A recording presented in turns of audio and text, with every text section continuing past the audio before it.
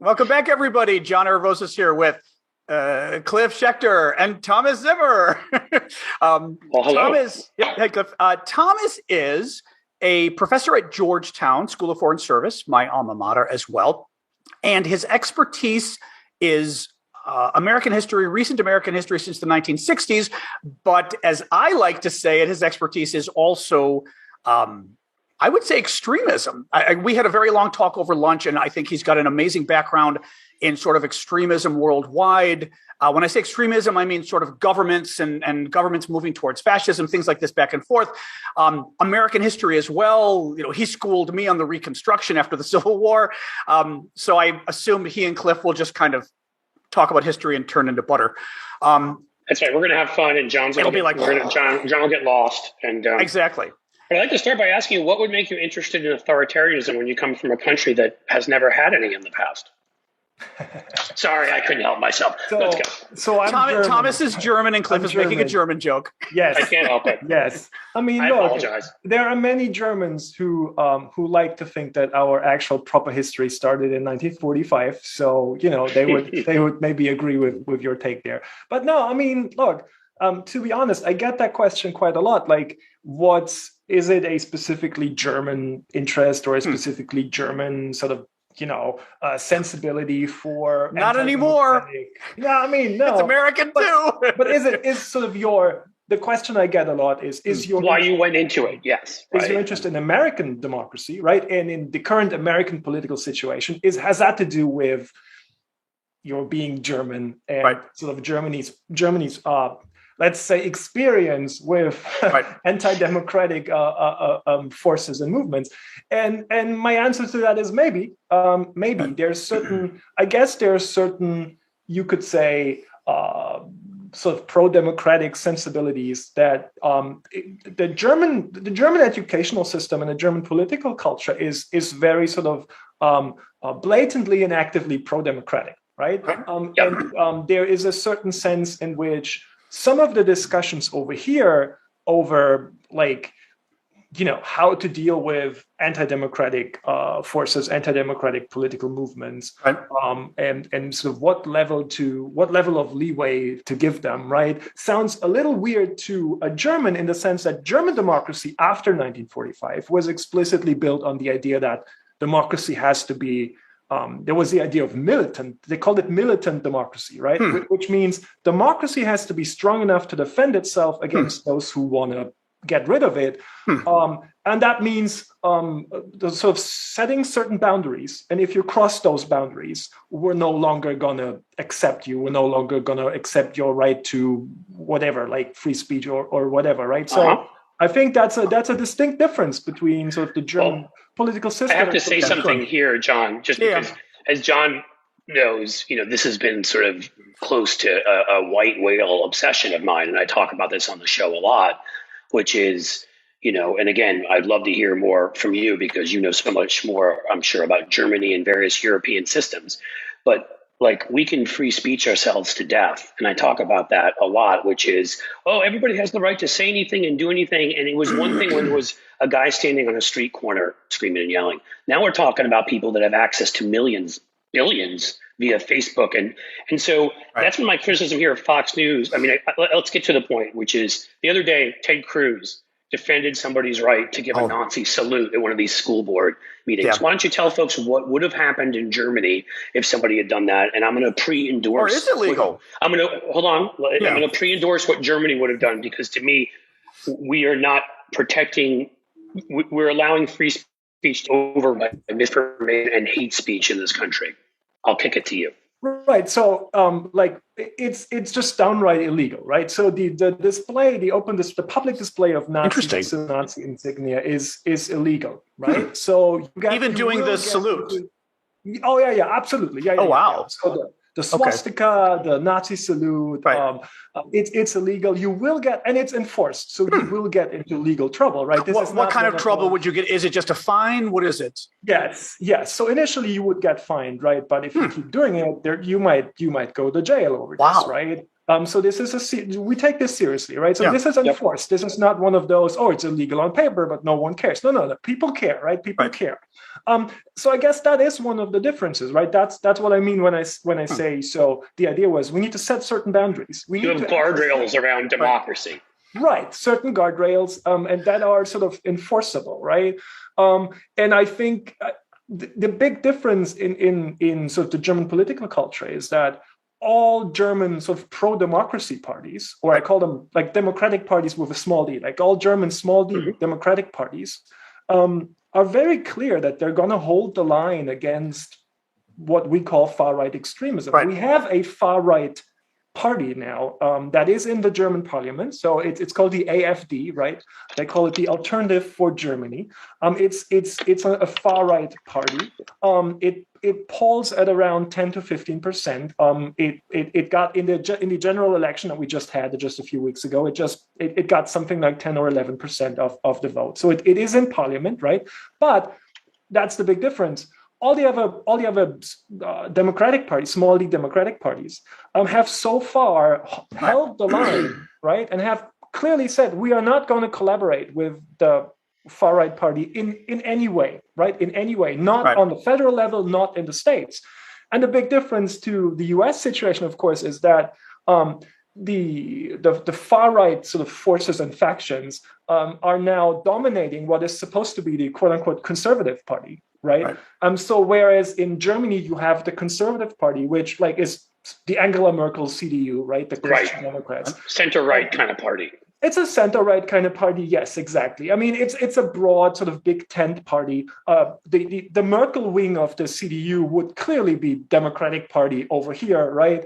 The sort of right wing conservative wing of the CDU would be probably Republican Party, but the moderate wing, the quote-unquote moderate wing of the Republican Party, right? It's that small of a segment we would represent in European politics. We call that a big tent party, all right? Whereas the AfD, so what we call the far-right party, right, is just basically in many ways what has become the mainstream position in today's Republican Party, right? And that is really, really concerning because, again, as a historian, like if you want to learn, quote unquote, learn anything from history, I think one thing we can really learn is that far-right parties, far-right movements, they never get to power by getting a right majority of the vote, right? That's not how any sort of fascist, far-right, nationalist, whatever you want to call it, a party got to power in like Europe's 1930s interwar period. That's not what happened. Hitler never got more than 30-something% of the vote. Right. So the Nazi Party in Germany peaked at like 37%, right? But what happened was that the center-right party, the conservative parties, decided to make common cause with the far-right parties for a variety of reasons. The main reason being that they said, well, there's a threat of leftist extremism, communism, whatever they want to call it. And it's better to go make common cause with the far right rather than allowing sort of the radical left to gain power, right? And this is how far right movements get to power. They do not get 50% plus of the vote. That basically has never happened anywhere, right? But if the center right, the moderate conservatives, right? If they decide to make common cause with the far right, then democracy might fall. That is when democracy has a problem. Can I ask you a quick question? One thing, and Cliff, Thomas and I had talked about this over lunch, is you're describing how Germany sort of has these guardrails and Germany sort of aggressively defends its democracy because of your, my generation would say recent history. Your generation might say a little more further, but relatively recent history. Yes. America doesn't have that kind of recent history. Also we have the First Amendment and we have a different history in that regard, but also we don't have a recent history of fascism. We don't have any kind of genetic memory. Or at least on the national level. On the national level, we have no kind of genetic memory of that kind of thing. My mom doesn't, I don't, zero. I am brought up with nothing suggesting that this country was recently fascist and oh boy, we better be careful. And I worry that that's part of our problem in dealing with Trumpism and what's happening with the Republicans right now is you all know to be careful. We are getting worried, but we don't even, it puts the media at a disadvantage. It puts us all at a disadvantage. So let me push back against the idea that what is happening now in America is something new, something Americans lack the experience to deal with, something of an aberration in US history. Now, so if at its core, what is happening right now is a white reactionary backlash as a result of reels of social and racial progress, right? If what we're looking at is white conservatives and the party that is entirely focused on their interests and sensibilities, the Republican Party, right, are basically being faced with the choice of either accepting those social and racial progress, accepting a truly multiracial, pluralistic democracy, and sort of the end of white Christian dominance in this country, or getting rid of democracy to entrench white Christian dominance. If that is what we're looking at, and I think that sounds very familiar to some things that happened in the past 100 years. And that's the thing. Then that is not new. That is what I would say is the norm, or has been the norm for most of American history, right? It happened in reaction to the first experiment at multiracial or biracial, basically, democracy in the wake of the Civil War, which we call the Reconstruction period, right? When the violent backlash against that led to the establishment of an apartheid regime in the South, which is the Jim Crow South, right? That lasted until well into the 1960s, which is not that recent, right? Not that far away. That is more recent than Germany's experience with authoritarianism, right? It happened in the 1950s and 60s when, in reaction to the civil rights progress, the modern conservative movement formed, right? And soon became the dominant faction within the Republican Party. And it happened again in reaction to the first Black person being elected president in 2008. Now, when you say, but what about specifically an authoritarian regime, right? Authoritarianism. Well, look, the Jim Crow South was exactly that. It was a one-party authoritarian regime established to uphold white supremacy. Now, if you want experience in like what that looks like, and what the threat is, right? What the authoritarian threat is that we're now dealing, I think we should look first and foremost to, again, what was the reality in a significant part of this country well into the 1960s. Yeah, I mean, we were talking about this. We had a guest on earlier this week, David Pepper, who wrote a book about what's going on in states around the country and how there's a lack of democracy. Like a lot of states at this point, I live in Ohio here. What the majority wants doesn't happen here. Yes. We are at this point, if anybody tried to argue that this is a functioning democracy, quite literally it isn't.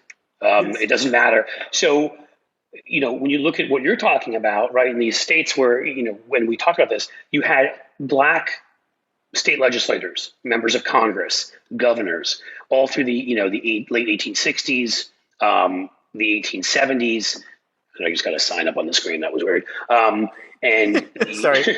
It's okay. And the 1880s is when this backlash started, and a lot of it in the 1890s.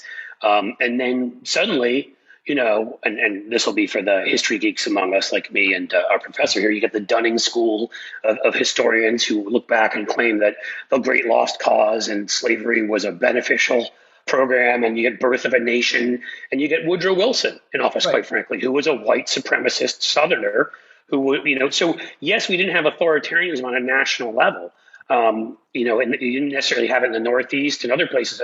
My family didn't grow up with any understanding of that, but it quite literally existed in the southern states where people who had been elected to office, and David brought this up on our show, who were young Black men, or, mostly it was men, it wasn't women, it wasn't full democracy, certainly. Yes. Suddenly, there was no future for them. A lot of them moved north. You had a great migration because of a lot of this to the north. I'll kick it back to our. Well, but go on. Yeah, but did we? I mean, let me ask both of you though, or maybe throw it to Thomas. But is that something we learned a lesson to? Did we deal with it effectively in the 1950s and 60s? I mean, look, no. But the thing is, that's an indictment of the American educational system. It's an indictment of the American political culture, right? Yeah. It's an indictment of... I can see the comments right now. Damn foreigner, don't criticize America. Look, trust me, I get that a lot, right? Do you actually?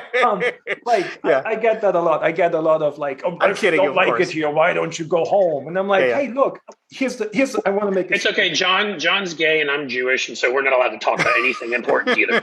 Neither of us is allowed to say any of this, right? Yeah. No, but I want to make maybe a serious point about this type of critique that I'm getting. Right? If you don't like it here, why don't you go home? Here's the thing. I like a lot of things about America, about the American promise, if you want, right? Because here's the thing: I'm not saying America is like this racist, this terribly racist country, and it will never change. I'm saying what we should grapple with. Now I say we, even though I'm not American, but whatever. What we should grapple with is that in this country, right from the start, there has been this struggle, this conflict over what America should be, right? There is this idea, or there was this idea, it has always been part of the American political project that, as it says in the Declaration of Independence, all men are created equal. We would say all people or all human beings are created equal, right?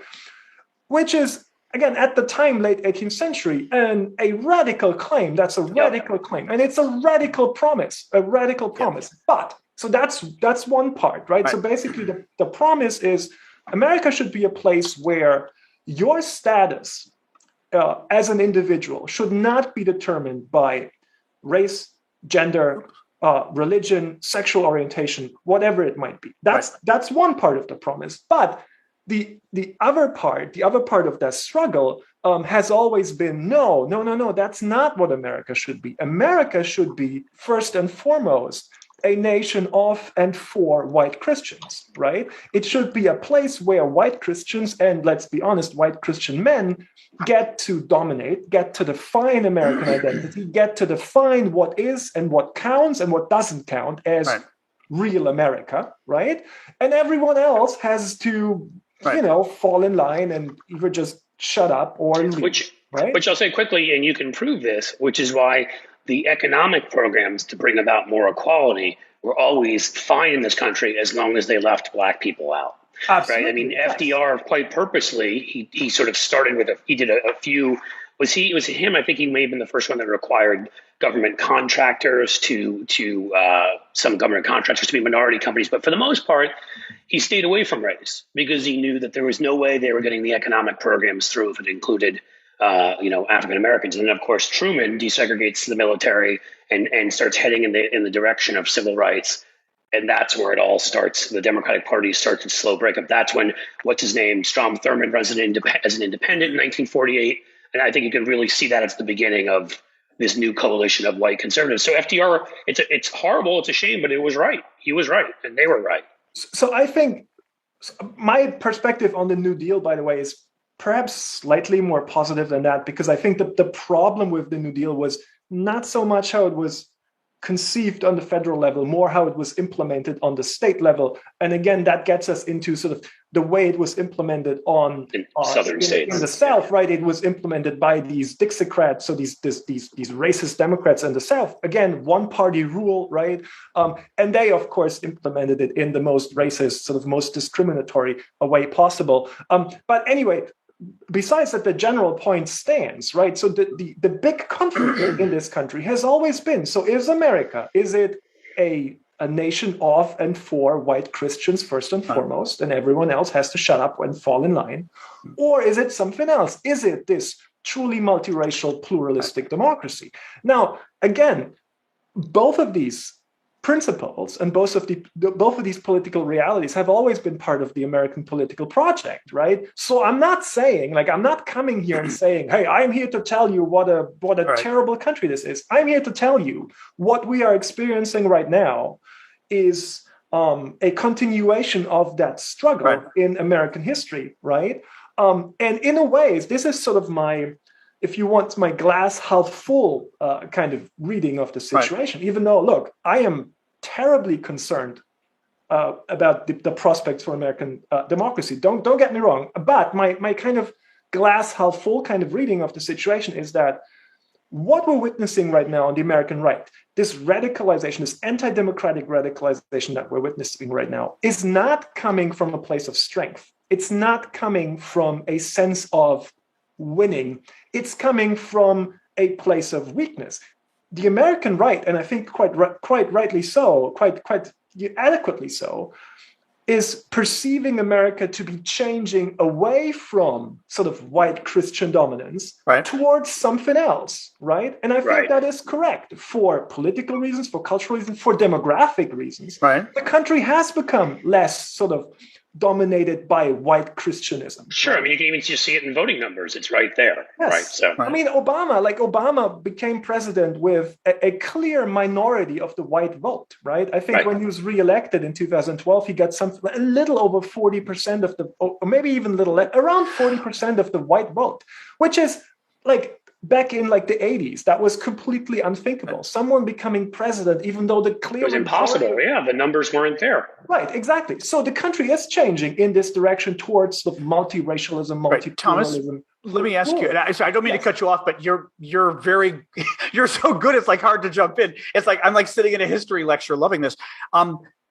Okay, but so what? And what I mean by that is, okay, you made the point, which was interesting, that that sort of the reactionaries, the Trump right, all this kind of stuff are not coming from a position of strength. They're coming from a position of perceived weakness. Yes. So what does that mean for us? What does that mean does that tell us something about how we should respond to them? How we beat them? Look, first of all, it tells us that in a way that makes it more dangerous, right? Okay, that's what I was wondering, yeah. Right, because basically they are like, if you pay attention to like what's going on the right and how they define the situation, how they perceive the situation, it is basically they feel their backs against the wall, right? Okay. It's this type of siege mentality that is dominating on the American right. And basically what they're saying is, look, we have to defend what they, again, define as real America, right? Which is white Christian America. We have to defend that by whatever means necessary. That's where sort of the radicalization comes from. That's where the sort of the willingness to go to extreme lengths, right? That's where that comes from. Because again, look, if you truly believe that America is not changing, but real America is actually dying, right? If you're only willing to imagine America as a place where white Christians dominate, right? And you perceive that to be like, again, under threat, under siege from sort of what they perceive as quote unquote radically un-American forces, right? Which is how they define the Democratic Party, right? They don't see a political opponent. They see an enemy. They see a radically un-American enemy pursuing a radically un-American political project, right? Like an un-American political project that wants to turn America from what it should be into what it should not be. If that is your perception, then you are willing to do some quite extreme stuff, right? And then you might not be willing to accept what this election result or that election result. No, like in the perception of the American right, at least a very strong part of the American right, democratic governance is fundamental, like capital D democratic governance is fundamentally illegitimate and must not be accepted. That is a major problem, yes. And that's a big problem. That's a big problem. So what I'm saying is not, hey, look, just relax. It's all good. Right? Cool, man. We got this. Have a beer. We got this, right? So that's not what I'm saying. But what I am saying is, if this country, if America were a functioning democracy, by which I mean a system that plays by majoritarian rules, a system in which if you get the majority of the people to vote for you, you get to say what's going to happen, right? Which is crazy. Stop with your radical theories. You goddamn German communist. Look, I know it's the crazy lefty German in me that thinks democracy. Marx came from Germany. I understand this now. You guys just sneak in here. I'm sorry. Go ahead. Actually, no, but Thomas, explain to people what you told me about who set up your democracy. Oh yeah, I mean, look, that's sort of a funny thing, right? So like the US since 1945 has in several places around the world, including Germany, been involved in what we might call regime change, right? Yes. And in setting up democratic culture and institutions, right? And Japan too, obviously. Right, or yes, exactly. But good. I mean, regime change. You're joking because obviously, good thing we did in Germany and Japan. Oh, but yeah. Look, I'm using it's a joke, but he's having fun. Yes, he's having fun. Yeah. I'm not endorsing the sort of the sort of neocon George W. Bush version of that, right? But I'm saying the funny thing is, if you look at the type of democracy that was established in Germany, for instance, right? It's very, very different from the American political system, right? What was established in Germany after 1945 is not the type of democracy, the type of sort of presidential democracy that you have here. No, we have a parliamentary system, right? Which I find to be far superior, I'll say quickly, in terms of representation of people. The funny thing is that apparently the Americans who were responsible for reestablishing German democracy also thought, hey, you know what? Let's not do exactly what we have. We did. There, right? They looked at what we'd done and what didn't work, and they're like, let's make a better one 160 years later. Yeah, look, it's wild. 70. To tie this back into what I said earlier, the main conflict in this country always having been, right, what type of, is it a white Christian country or is it something else? The way the American political system is set up, with all its sort of counter-majoritarian, anti-democratic features that it has, right? The Senate is, well, at best a non-democratic, but really an anti-democratic institution, right? Yep. The Electoral College, meaning the president is not directly elected by the people, right? The Supreme Court being entirely removed from democratic control, right? So you have all these sort of anti-democratic or non-democratic features of the American political system. That's not a coincidence. That's not an accident. Of course. That is specifically how it was set up. The American Constitution in the late 1780s was specifically set up in this way to rein in what, again, Alexander Hamilton specifically called, and I quote, the excess of democracy, right? They were trying to push back to rein in too much democracy. The founders, if we want to talk about them, were very much worried about too much democracy, right? So there has always been this struggle in this country that has defined the American political project, how much democracy. California referenda. Right. Well, that was one of the but those were progressive reforms that were meant originally to give more democracy. And of course, now they've been hijacked by major interests. Because the interesting thing about those early debates about democracy is, let's face it, I mean, racism, a bunch of the founders had slaves. I mean, a lot of it was based on racism. But some of it was also based on things that we recognize today, which is if you allow too much democracy, those who are not sort of educated in how democracy works, the mob, as they saw, would come out and vote for any crazy thing you sold them. And they weren't so wrong about that, were they? Because we're seeing that today.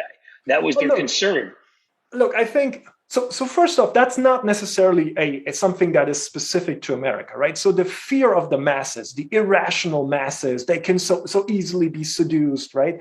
That is something that dominates the international discourse over democracy, well into the 20th century, right? So in the 1930s, for instance, over in Europe, one reason why you had so few people standing up to defend democracy against, again, the onslaught from the radical right and from the radical left. So few people in the sort of democratic center standing up to defend democracy.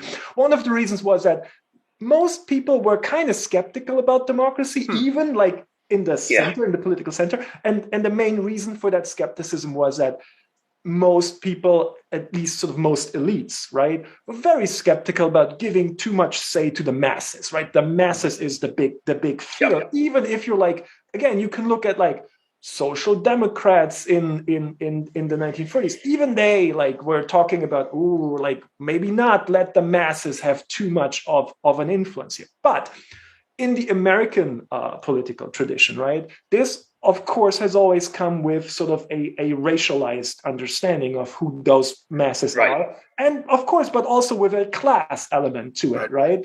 And I think I mentioned this to you, John, when we talked for 17 hours over lunch.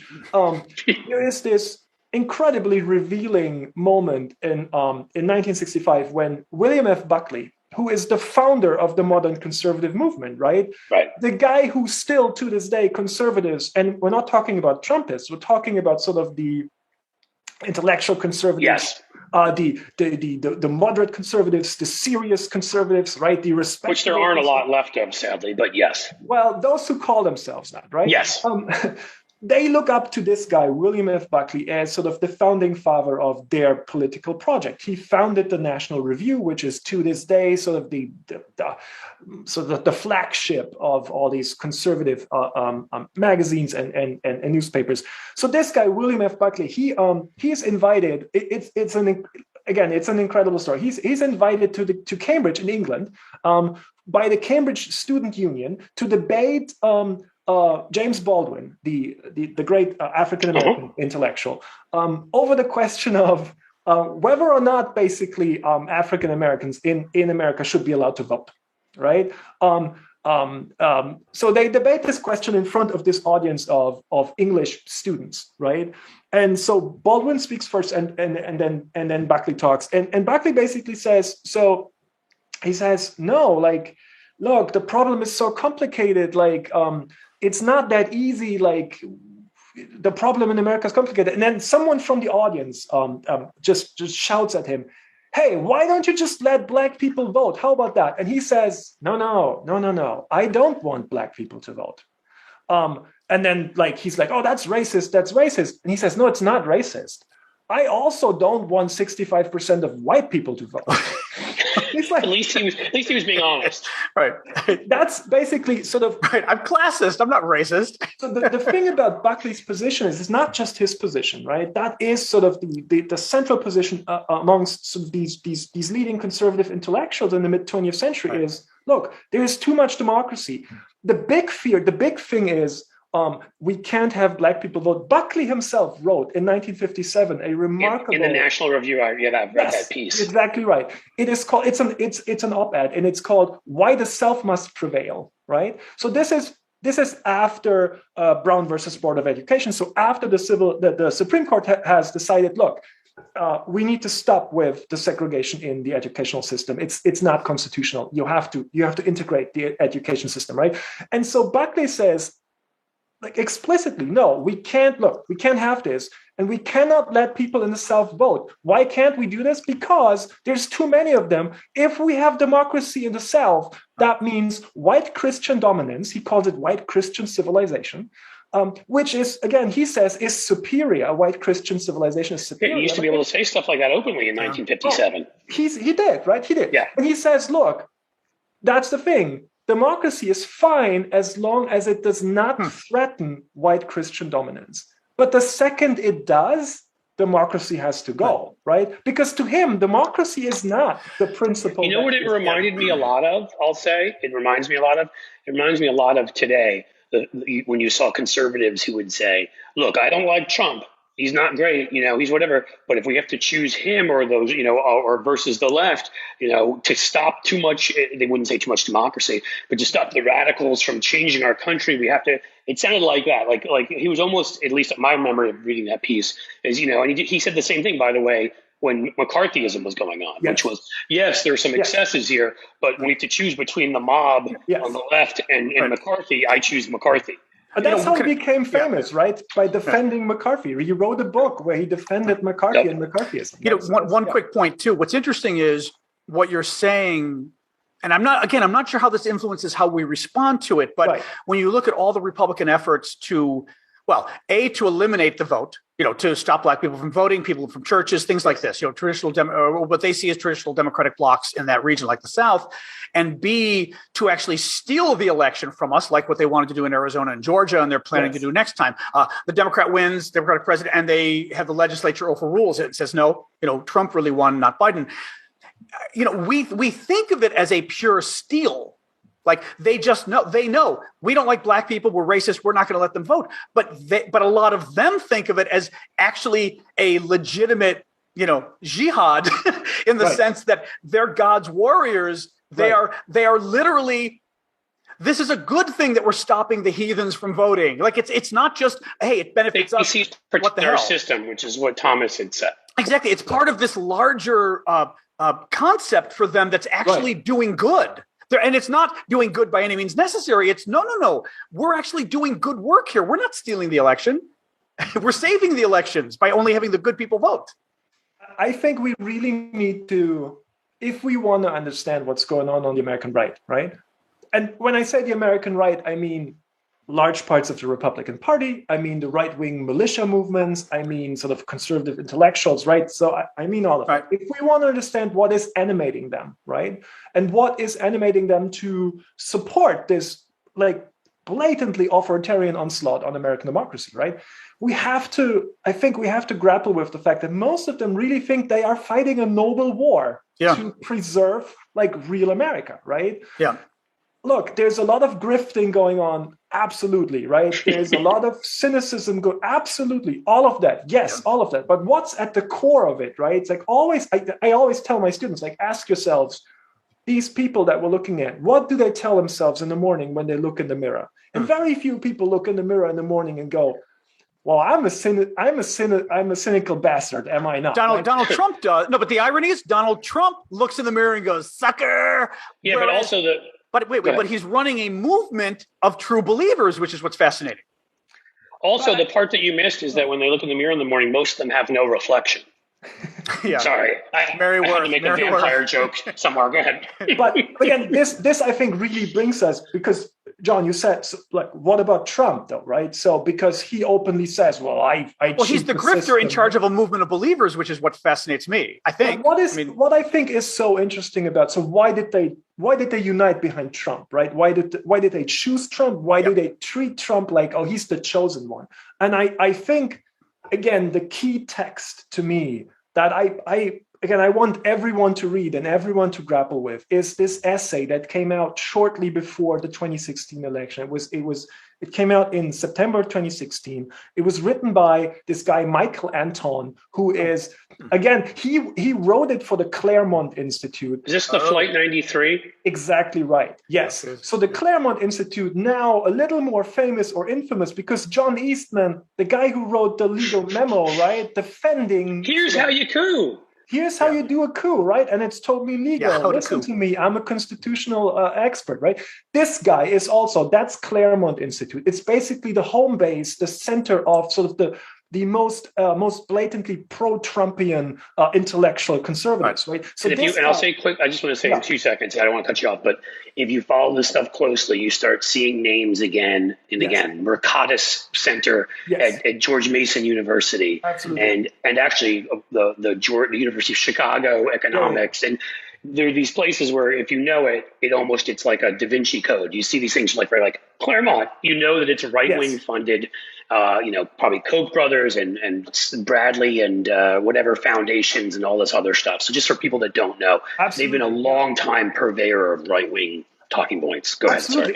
And what makes the Claremont Institute so interesting is that these people are the ones that are articulating most clearly and most precisely why they are uniting behind Trump, right? So this Michael Anton guy in this essay, the Flight 93 election, he calls it, right? So again, shortly before the 2016 election, he wants to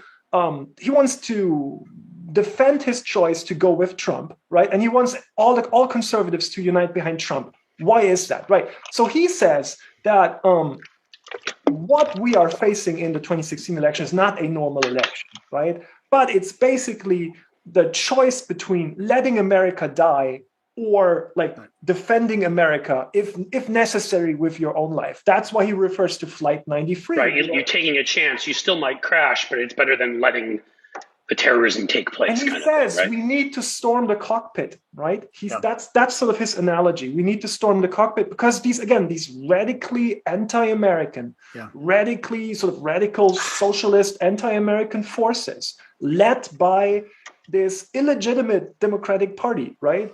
If they get the presidency, if they move into the White House, this is the last chance to stop this, right? Again, this is why I say it's not coming from a sense of strength. It's coming from a siege mentality, right? Wait, Thomas, finish saying what he's saying, and then I got a question about it. And he says, and the interesting thing that he says is, what we need right now in 2016 is someone who is willing to storm the cockpit and is someone who is not beholden to any rules of civility or any rules of like norms and being nice and friendly or whatever. Any rules of non-sociopathic behavior. He literally says in the text, we need a bruiser, we need a brawler, right? And that's why he says, look, yes, Trump is despicable.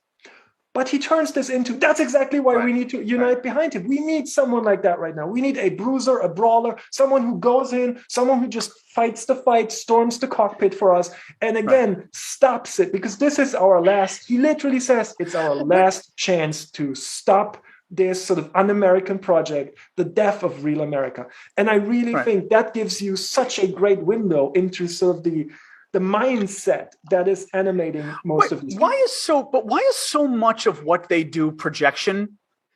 So much of what. I'm quite. Wait, Cliff. Wait. Ask John, and I know. Yeah, I'm saying ask, and then I want to say something because there seem to be that other until you get to the bruiser, but so much of what they're claiming there is exactly what the Trump presidency threatened, right? And then we hear them talking about. I talk about the coup, the insurrection, and all of that all the time. That if the insurgents were told the truth, if it were true that the American election was stolen, that Congress colluded with the Republicans and Democrats, got together with the elites and decided we're not going to let the guy who won become president. We're going to pick a totally fake guy in a coup d'etat. If that were all true, I can understand why there's violence. But they don't just lie. They turn the story on its head. And I don't know if it's intentional or whether it's convenient, but they always accuse us of that of which they are doing.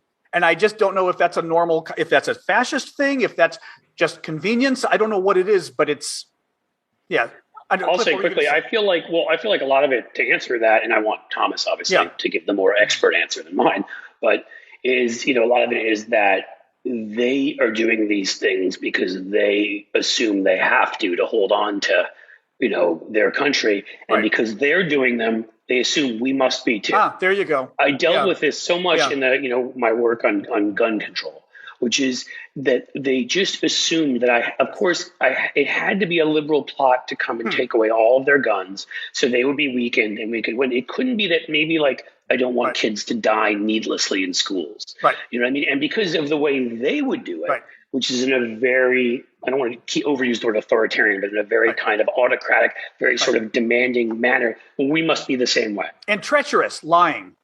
Right. They'll do whatever it takes to win because they feel so threatened and their backs are against the wall, like Thomas was saying. So they assume that we must be the same. That's at least always been my take. Interesting. Right.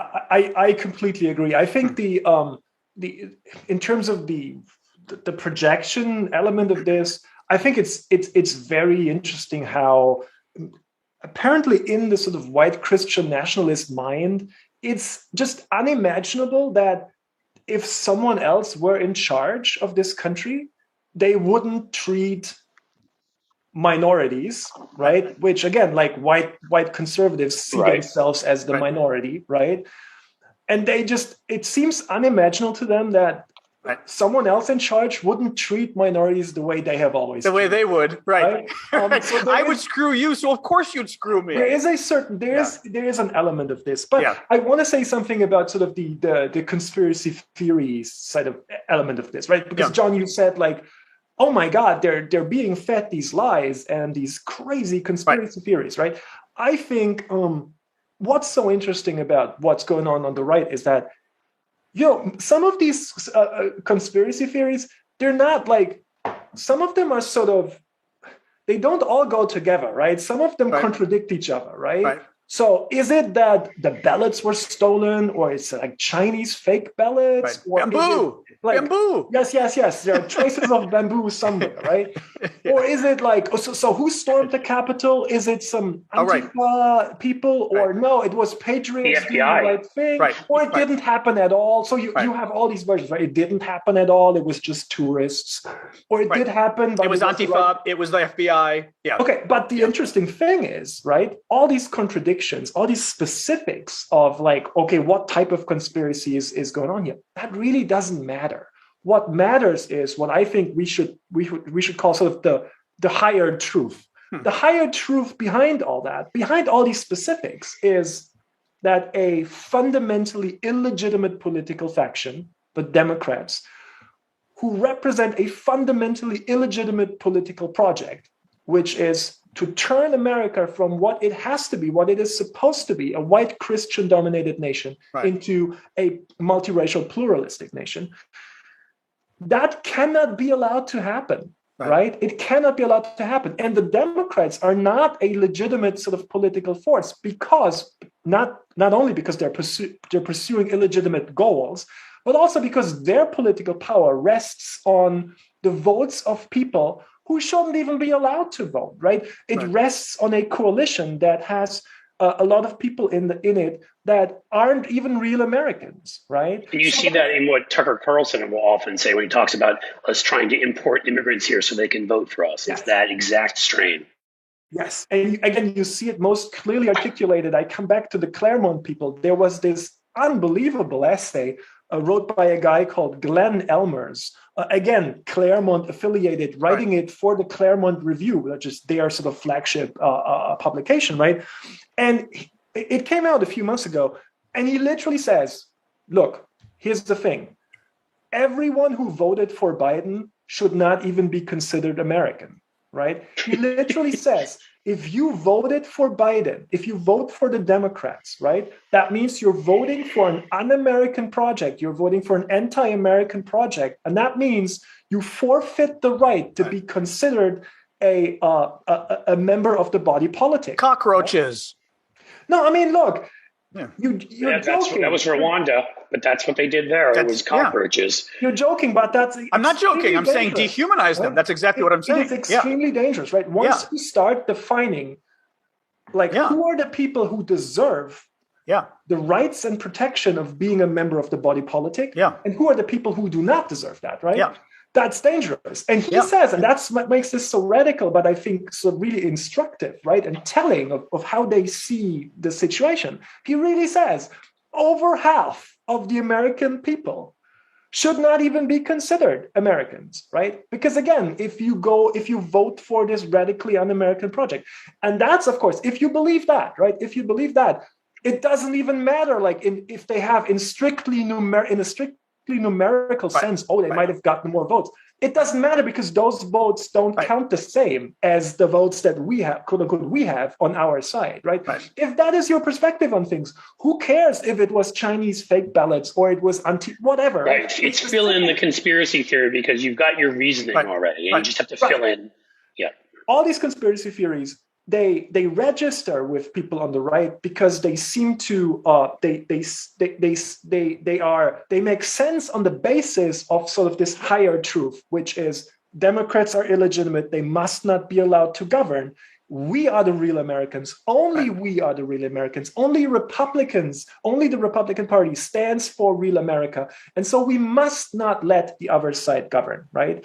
And again, everything that goes against this sort of higher truth is rejected, but everything that sort of seems to support that is accepted, even though some of that even if they contradict each other. Yes, exactly right.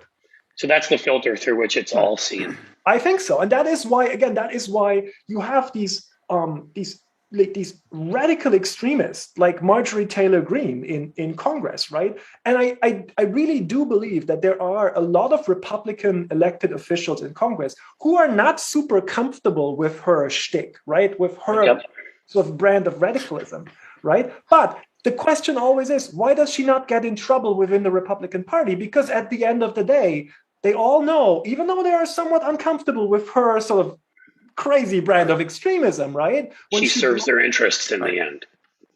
They know they are united behind what is basically the same political project, which is, again, to entrench the rule of white Christian conservatives, specifically wealthy white Christian conservative men, right? And to prevent this country from ever becoming a truly multiracial, pluralistic democracy. And who cares if Marjorie Taylor Greene is going a little crazy when she has this thing where she was blowing up a Prius, right? And basically threatening, this is what's going to happen to my democratic enemies, right?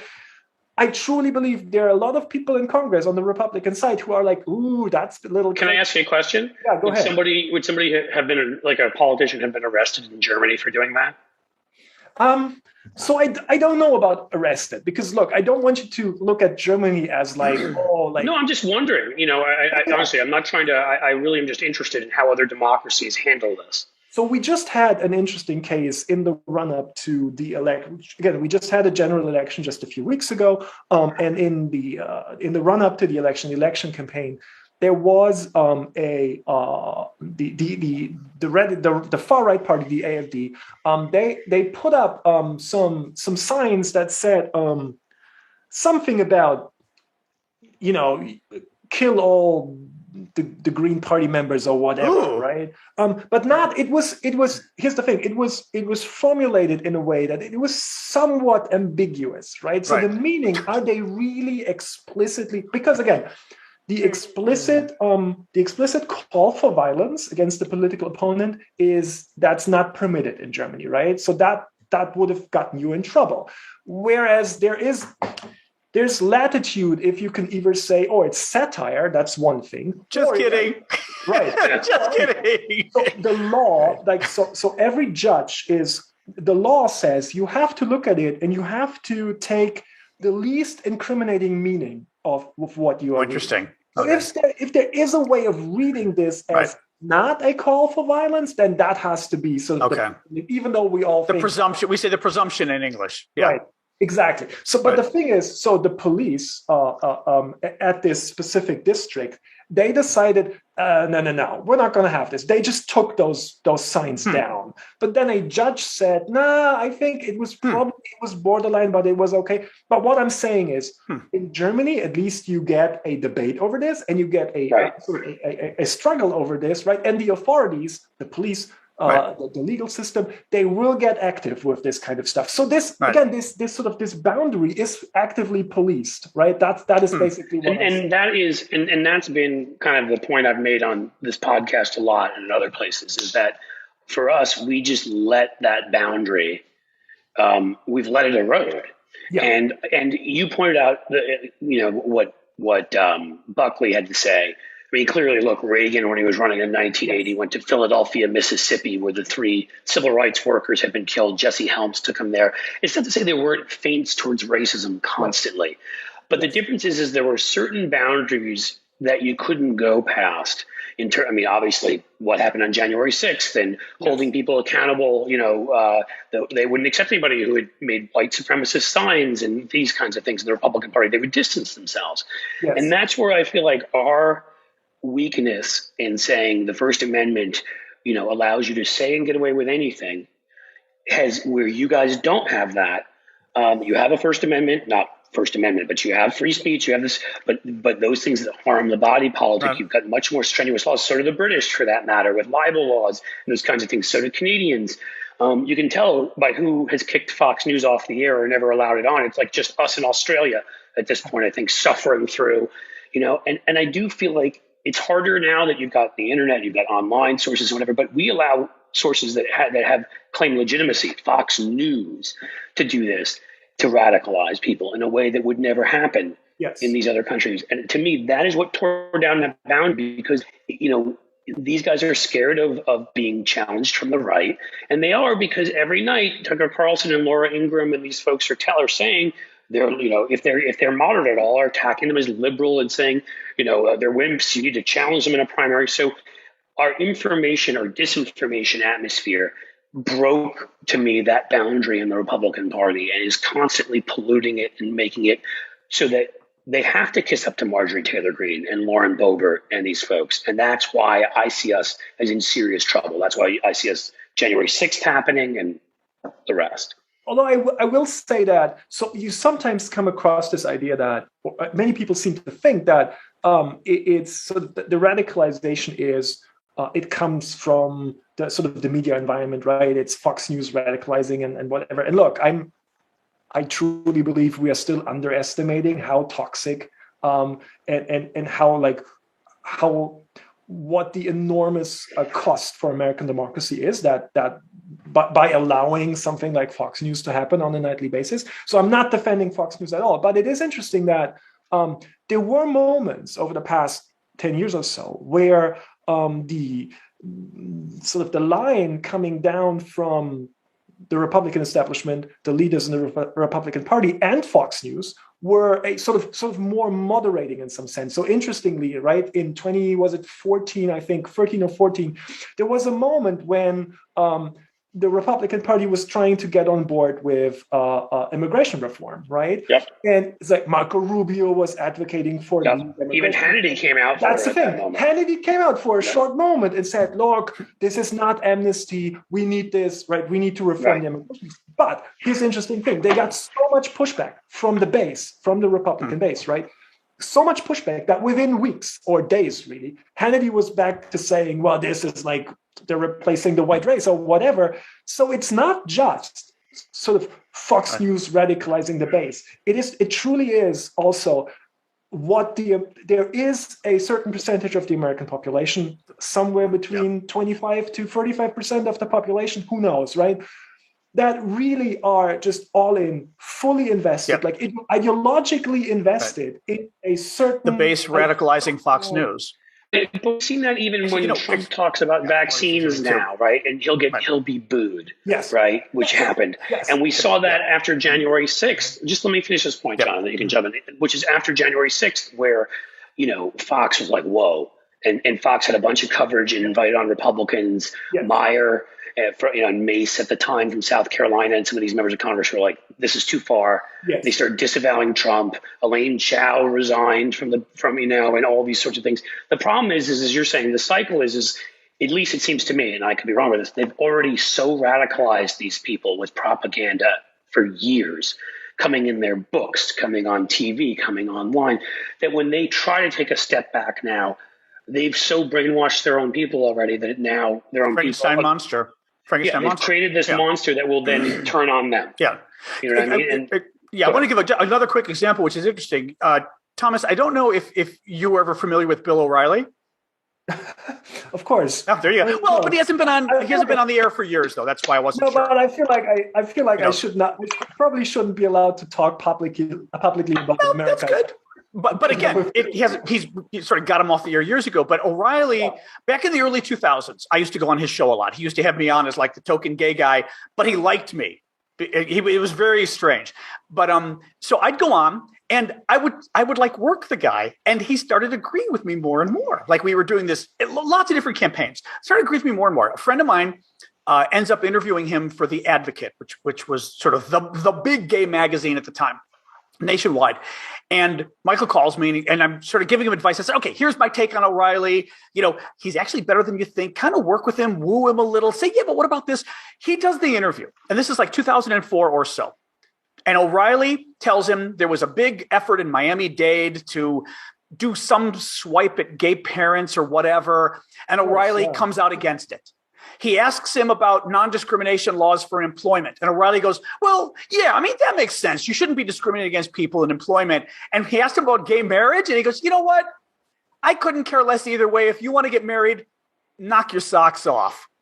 Oh, the religious right flips out. Literally within a few weeks, O'Reilly becomes a raging homophobe. He is doing like all the issues Cliff's talking about, immigration, everything else. Any issue he can grab that he can go crazy on, he's going crazy. And from then on, not even scintilla, the 20% of Bill O'Reilly that you could kind of play with was gone. Gone. And it was the base, or not even the base. It could also have been the base elites. So the religious right. Just so you know, right? John, so that people would know that what you're saying is a theme, he also was on Fox, came out in favor of doing something about climate change. And he was in favor of it. Yes, I remember this because I went on the crazy show a few times too. And I also was, working on various projects. Yeah. He also came out in favor of an assault weapons ban. He had some, but that the problem is that when these folks have at least gotten so radicalized, is that if you try to moderate, and this includes Republican politicians, who came out after January 6th, you saw Kevin McCarthy came out and was criticized Trump. The problem is it's not just that Trump attacks him, it's that there's always other groups that are willing to feed on their carcass. So the NRA comes out and shows a slight bit of moderation. Gun Owners from America attacks them from the right, says, "See, they're sellouts." And if Fox does it, OAN and Newsmax say, "See, they're sellouts." And the problem is they started this cycle where they all want to keep the easy money coming in from the rubes. Right. And so they're not willing to stand up and say, "We care, we stand for something. We're willing to lose some people." It sounds like us versus Chapo, Cliff, to a degree. No, right. It is that, because they are willing to, if they were willing to do that, yes, they would lose some people. And yes, as Thomas pointed out, they would be booed. Sean Hannity would have people attacking. Right. But they probably would influence some people to moderate their stance. And they're just not willing to do that at the risk of losing viewers. Yeah. And again, I think that if you look at the main differences between the situation in Germany and the US, one of the main differences really is there is a strong elite consensus in Germany still that certain boundaries have to be respected. And look, I think the difference is not, and I think there's what a lot of people have some of a all too rosy, somewhat naive understanding of where the German people stand, right? I don't think Germans, on average, right, the German people, the German electorate, is more on board with multiracialism and a pluralistic society. I don't think so, right? So, from everything we know, right, always remember the amount of demographic and cultural change that America has undergone over the past few decades is so dramatically different and more than what the German society has seen, right? I think any society ever, right? Yes, if I'm correct, if you confronted, like my mom, right, with the same type of demographic and cultural change over in Germany that, again, this country has seen, don't believe for a second that she would be all in, right? No, absolutely not. She would be scared. She would be frightened. She would be very receptive to someone saying, "Look, no, we will preserve this country as a white country." So what I'm saying is the difference is not on the level of the people are more open to pluralism and multiracialism. I don't think that's the difference. But one of the big differences is that in Germany, there's a strong elite consensus. And when I say elite, I mean political elite, but I also mean sort of the media elite, right? A strong elite consensus that says, okay, we'll criticize the Green Party to some degree, right? And we'll call them crazy lefty hippies and whatever. But if someone says we should kill them, or if someone says they're no longer members of the body politic, that goes too far, right? And we will enforce that line. And then you will see conservative newspapers in Germany, right? You will see them say, no, we'll go this far, but we don't go further than that. And this is exactly what happened after the last election, right? So the Conservative Party had its worst election result ever in its entire history, right? They're going to lose power. It's not entirely clear yet, but we will get a coalition government led by the Social Democrats who form a coalition with the Green Party and what we call the Liberal Party. It's more of a neoliberal party, but whatever. But in any way, it's a center-left new government that we're getting. And you don't see anyone at least sort of quote-unquote respectable in the Conservative Party saying, oh, that's an illegitimate government, we can't have this, we can't let them go. That's not what's happening. Everyone's like, okay, I guess that's what we're going to have to deal with now. Because what's the potential for that? But because I think a lot of what we're seeing, whether it's intentional or by osmosis, is some of the radicalism we're seeing in America now is happening abroad. And the question is kind of why you think these things happen, because, you look at the 1960 student movements and all of that. I wonder whether these things, just with the way media is now, and by media, I also mean medium, such as, Facebook and the internet and everything else, that these movements spread. But I also worry that people like Steve Bannon and others are exporting American extremism now to Europe. And that guy at the Kremlin, too, is probably worth the guy at the Kremlin. I mean, to what degree and your fucking previous chancellor, whoever the fuck, who is it, Schroeder? Who's the one who's like the big Kremlin lover now? Putinite. One of them sold out. Was it Gerhard Schroeder? Gerhard Schroeder is now. He's making good money now. He's the new Steven Seagal. He's making good money now, repping sort of the Russian gas industry. Yes. Yeah. No, but to what degree is Germany or any other country vulnerable to this kind of extremism being exported to you? Yeah, I mean, look, it is very vulnerable because I think we're all facing. All Western, quote unquote, Western societies are facing the same challenge. We are facing demographic, cultural, political changes Right. that make our countries less white, less Christian, right? More pluralistic, more multiracial. And we're all facing the same challenge. And I think the basic challenge is it possible to establish a stable, multiracial, pluralistic democracy, by which I mean a political, social, and cultural order in which the individual status in the society and in politics, this is not determined, again, by race, gender, sexual orientation, or religion. Is it possible to establish such an order? Or are sort of the forces of backlash against that too strong to establish that? Because, again, here's the thing. I think such a truly multiracial, pluralistic democracy would be a world historic first. It just has never happened anywhere. Right. It has not been established anywhere in the world. Yeah. There are truly liberal, stable democracies. Think Sweden, like the Scandinavian countries. But look, those are not multiracial, pluralistic. No. And in fact, when they've had anti-immigration parties when immigration started to come there. Exactly right. So again, I think what is so important about America, and that is why every far-right movement across the globe is paying very close attention to what is happening in America. And it's also why all these far-right movements across the globe were so enthusiastic about Trump, right? Because they thought, look, this is proof.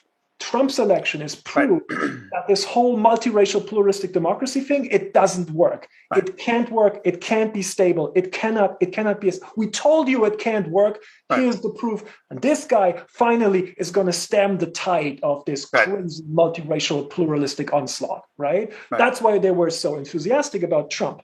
Because I think the far right is actually in a way better at sort of at analyzing what's at stake. They understand very clearly, that what's at stake in America right now is the question of whether or not, for the first time in world history, we will prove that it is possible to establish a stable, multiracial, pluralistic, truly multiracial, pluralistic democracy. Is that possible? Yes or no? That is a question of world historic significance, right? And that is why everyone is paying so close attention to it, right? Those are the stakes. The stakes are really, really high. I mean, this is a good point to wrap anyway. We've gone about an hour, which is great. I wanted to ask you something sort of at the beginning that you had mentioned, just to kind of explain, and you don't necessarily have to give the family dynamics of it, but more just the system in Germany. And this is one of the things that I think as an American, I'm very proud of what we've got. And I think people who have not, lived abroad, studied abroad, Cliff and I have both studied abroad, don't fully appreciate. And this is where I say we have more freedoms in some ways than people have in Europe and elsewhere. There is, tell people how it, at least when you were growing up, and you're not that old, it wasn't that long ago, and whether that system still exists, of how you had to pick what high school and what it meant. What age?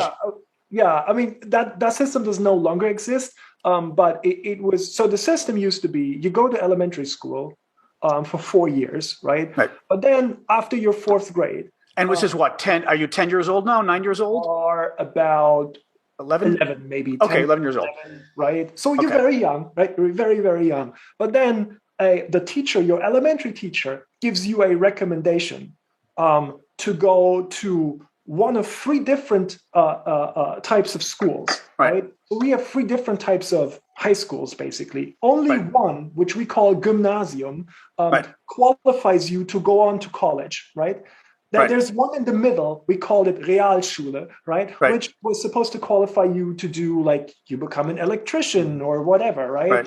And then there was sort of the third strand, which we called Hauptschule, which was only 8 years total, right? Only 8 years total of school education. Oh, you mean like you stop at age 13 or something? 8th grade or whatever. 14. Yes. So you stop at age 14 and you become maybe a construction worker or whatever, right? You work for the electrician. Maybe. If you're right.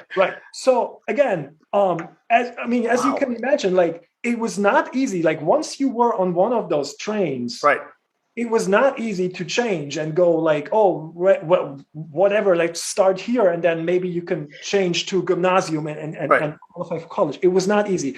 Once you were on one of those tracks, you were pretty much stuck. How was it chosen that did you get to choose, or did they kind of recommend to you? That's the thing. The teacher, like, again, so for me, that time came in 1993. I left elementary school in 1993. And I think at that point, my parents could already choose themselves where to send me. But shortly before, I think maybe the year before or 2 years prior, up until that point, so up until the early 90s, it was still entirely up to the elementary teacher. One person at age 11. That's what blows my mind.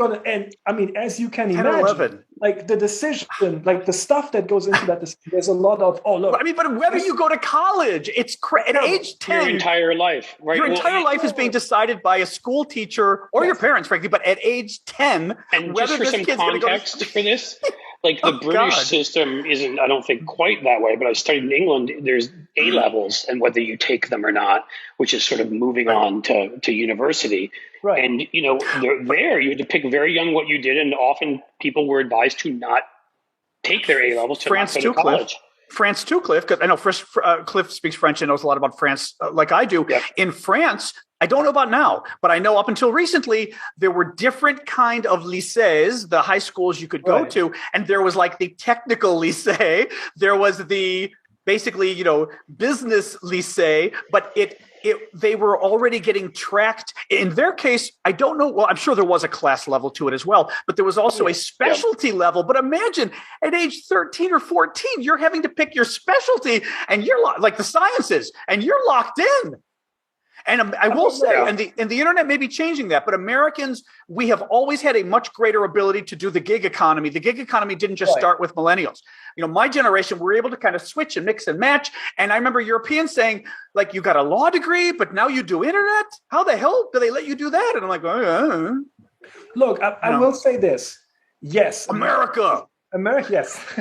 Fuck American society has traditionally had a lot more social mobility than certain European societies, but with one big caveat. For white people. Right? Yeah, there you go. Yeah, white people. Yeah. Because the level of social mobility that you describe, and that I guess we would all aspire to, right? It's not been the reality for people who happen to not be white. No, fair point. Yep. That is so. That's a great point. Yeah, only in sports and things like that. Otherwise, right, exactly. Right. Yeah. But that is so telling and so important about American sports society. And sports, but Cliff, and sports because there's a monetary incentive. That's what I'm saying. We're getting rich off the black people. White people are making the big money off of it. And they're like, okay, for money, I'll accept the blacks. Well, no, and entertainers. If you're a jazz entertainer and you're African American, if somebody is going to be able to be your agent and make money off of that, go for it. Right. But I think that's what's so telling about American society, right? So if you only look at white America, right? Look, with all the class differences and social inequalities that are still present even among white people, of course, right? Of course, not an egalitarian society by any stretch of the imagination. But if you just look at white America, this has been a fairly well-functioning democracy with quite a bit of social mobility for a long time, if you only look at white America. Right. But what it's never been is a society that extended that promise of democracy and social mobility to people who are not white, right? And again, the challenge really is it possible to extend that promise, including, again, welfare state protections, for instance, right? Is it possible to extend that beyond white America and still come up with a stable democratic system? Or do you get too much of a pushback against that because too many people don't want that and you don't get a stable system? And here's the thing. It's an open question. We don't know yet. It's an open question. At this point, we must say this could go either way. And the people who still think in the year 2021, with all that we've been through, who still sit here and say, it's not going to happen here. I don't know what to tell these people. It absolutely could happen here because it absolutely did happen in this country. It was the historical norm in this country for most of its history. What couldn't happen? What couldn't happen here, they're saying? Like a sort of fascism, authoritarianism. Right, the authoritarian... the downfall of democracy, the authoritarian rise, and whatever. It's not going to happen here, right? It absolutely can because it absolutely did. And there's absolutely no reason to think it couldn't, right? Get rid of this weird, naive, or willfully naive sort of American exceptionalism, right? Where everything's going to turn out awesome and America is a great democracy and the land of liberty and freedom. There is this promise of America exists and it's always existed, but that's exactly the challenge, extending that promise to people. Or in this case, reversing it, because I got news for you. Yes. This fascism's coming for white people too. This isn't just a racial issue in that regard. They're going to fuck us. I mean, I'm just saying, like, it's fucking everybody. As you said, but they don't even consider us. No, I know what you mean. I'm expanding the argument. Motivates people. No, I'm not disagreeing. I understand his argument. I'm just saying that from a larger perspective too, this is a white people. Thomas, this is getting into a discussion Cliff and I have about Democrats overall and how, and frankly, goddamn, the fucking outlines of the damn infrastructure bill came out this morning, Cliff. And once again, I'm like, well, I'm not poor and I don't have kids, so fuck me. There's just whatever. That's my own tangent about the Democratic Party, about our messaging. But that's my point, is on a messaging level too. This is a threat to everybody because they consider half the country un-American. Doesn't even matter. If you're black, you're even worse. But white people too. I voted for Biden. I'm not American either, according to these guys. So I think maybe because early on you said, so what can be done about this? Yeah. Right? So ways out. I think one thing, because you mentioned the Democratic Party and your frustrations with the Democratic Party, and goodness me, I share many of those frustrations. But I think right now, what I think all Democrats in this country, and I mean small d Democrats in this country, people who prefer to live in a system that is democratic, right? Which is hopefully still a majority of us. Right, exactly right. People who think, look, I believe in equality and I believe that democracy is the political form that is best suited to guaranteeing not just equality, but guaranteeing that everyone is respected and gets the level of dignity that they deserve as human beings. If the people who believe that, right, again, small d Democrats, in this situation right now in America, you have to be a single issue voter. It has to be democracy, yes or no. It cannot be, I'm so frustrated with Chuck Schumer and Nancy Pelosi, I'm not going to go vote.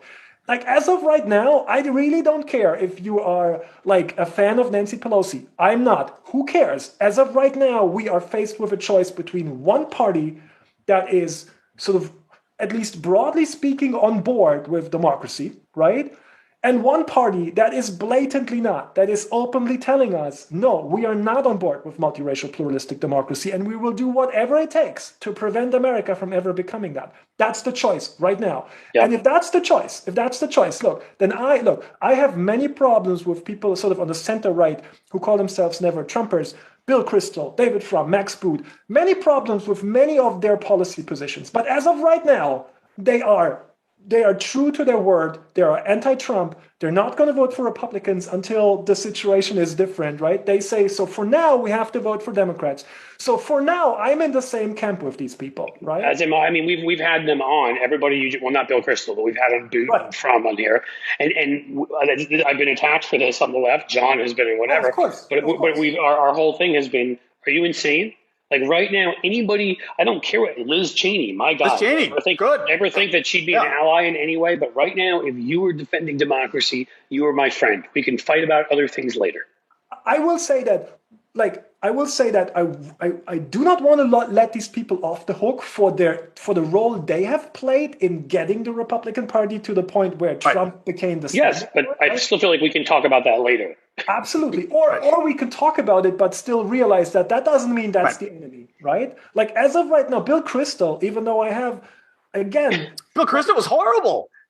Yes, I have lots of problems with Bill Kristol. He's one of the masterminds behind Sarah Palin, right? Which is an interesting step in sort of the progression. Sarah Palin, and also he's one of the masterminds behind defeating Clinton's healthcare bill, because it was a lot of that Buckley-esque argument, which is like, it will be great for people to have healthcare, but we need the Democrats to lose, because if they lose, we win. Yeah. It's all pure political. Totally. I'm very certain that I disagree with most of their policy positions, but they are saying that they do want to defend American democracy. Right. And as of right now, that's the central fault line. And that's how we need to make our sort of... Exactly. Right. Could not agree more with that. So it's a good thing that Democrats are talking about democracy every day rather than just childcare. I mean, look, I just hope, We need legislation, of course. We need legislation to protect the right to vote, to sort of fundamentally democratize the system. But we also need a change in political culture in this country, right? We need to get to a place where, again, small d Democrats in this country accept democracy as a communal project and responsibility, right? Yeah. Something that we all have to, if push comes to shove, we have to defend it, right? And I'm not saying like grab like a weapon and whatever, but I'm saying like go vote. I'm saying go protest. I'm saying like follow politics. Like I'm saying be active, right? But it has to be democracy as a communal project and responsibility, and that cannot always just fall to the traditionally marginalized groups. We cannot always just because like black women in this country, or like black people in general, black women in particular, or gay people, or whoever it may be, they have almost always accepted that responsibility to see democracy as a communal responsibility. White people usually have not, right? Because again, for most white people, it has been a fairly democratic country for most. Right. It was never a question. Right. Yeah. But again, at this point in America's history, it is up to every small d Democrat in the country to accept that responsibility. And again, because this could really go wrong. It could really go wrong. And not in like 10 years or 15 years or 20 years. Depending on how the midterm elections turn out next year, we might be looking at a situation where it just gets very, very difficult to stop America's slide towards authoritarianism through elections. As of right now, I think we still can. We still can, through elections, stop America's slide towards authoritarianism, but we will not get a lot of chances. So it's really like there's a lot at stake, and we need to like mobilize a certain sense of urgency and to accept that this is not a situation where you can lay back and let whatever frustrations you have with the Democratic Party override your make your voting choice for you. This is not that situation. Okay, I think that's a good place to wrap. Cliff, did you have anything final or no? Nope, that's perfect. Okay, Thomas, thank you. Just Thanks to remind so much. folks, Thomas Zimmer, Professor Georgetown. Thank you very much. People can find you on Twitter. Are you active on Twitter much? Very active on Twitter. Okay. Then what is it? Just Tom? I don't remember. Is it just Thomas Zimmer, or what are you on Twitter? It is @TZimmer_history. Ooh. Okay. So it's underscore. Ooh. Well, you know, I guess there's a lot of Zimmers around, is my guess. It's a fairly common name in Germany, so with that name, it's @TZimmer_history on Twitter. Okay. I'm very active on Twitter. There you go. Much more active than I should be, but I see this. Aren't we all?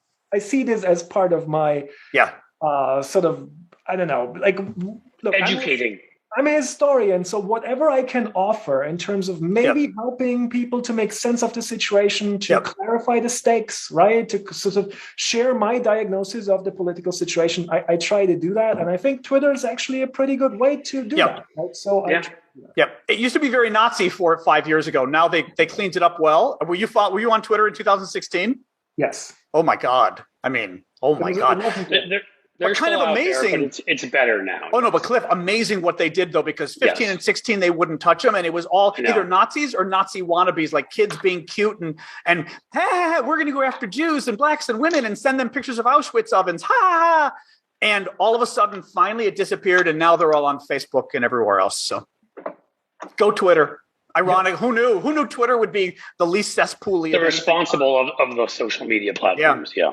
Facebook. Whoosh. We'll talk about Facebook another episode about how they're destroying democracy. Yeah. You know. All right. I'm sure many episodes actually, but thank you so much, Thomas. Really. Thanks, guys. All right. It was a real pleasure. Thank you very much.